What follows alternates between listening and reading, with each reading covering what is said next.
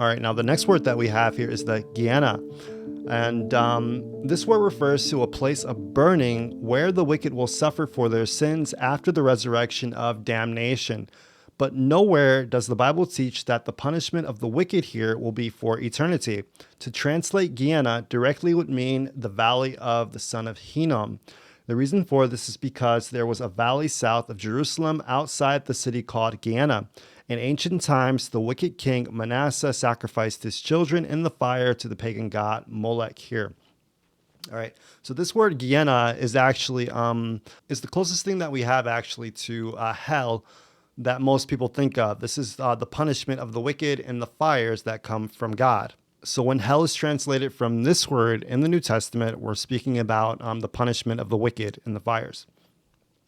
Now notice what I wrote here as well. I said that the punishment doesn't last for eternity, and we're going to see a little bit more about this as we continue. And just a bit of a history about this. It comes from the Valley of the Son of Hinnom. Now, what does this mean? Let's get a bit more context. Well, we read more about this valley in 2 Chronicles chapter 33, starting at verse 6. It says, speaking of Manasseh, the wicked king, and he caused his children to pass through the fire in the valley of the son of Hinnom.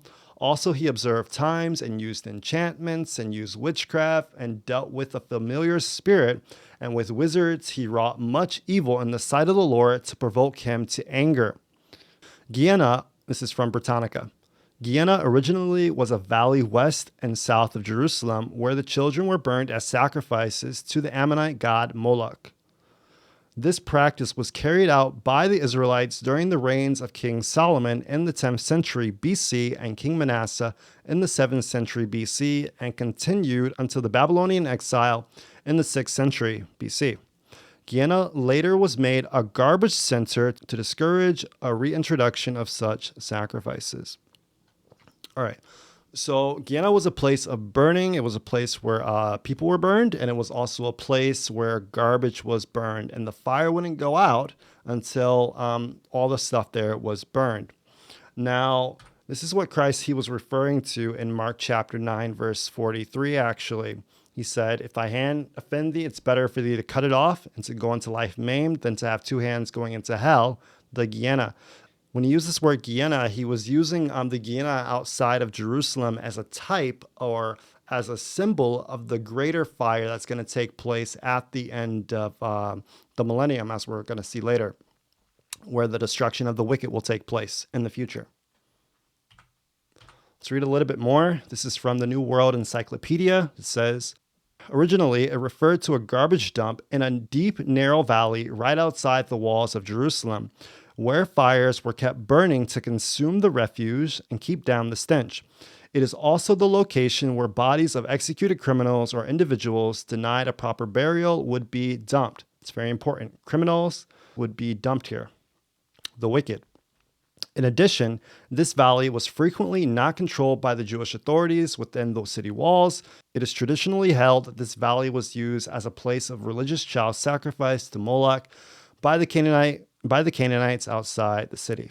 All right, so that's a bit about the Gehenna, and it's symbolic of the fires that are going to destroy the wicked at the end of time. All right, now let's look at Revelation, and we're going to see these events that take place after the millennium, after the second coming of Christ, and 1,000 years have transpired. We're going to see what happens outside of the walls of Jerusalem, of the New Jerusalem that's going to descend down from heaven to this earth. We read in Revelation chapter 20, verses 8 to 9, and he, Satan, shall go out to deceive the nations which are in the four quarters of the earth, Gog and Magog, to gather them together to battle, the number of whom is as the sand of the sea.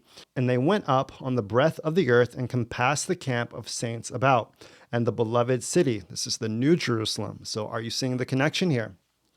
And fire came down from God out of heaven and devoured them. This is the antitypical Gehenna fire that's going to come down from God upon the sinners, unfortunately. But it must be done. And these fires, my friends, they will not be lasting forever, as Catholicism may teach. These fires are going to be poured out upon the wicked, and they will completely consume them until they are no more. God's not going to be burning people forever and ever. Just as the original Gehenna didn't burn forever and ever, it just burned until all of the garbage was destroyed, so these fires from God are going to burn until all of the wicked are completely consumed and destroyed.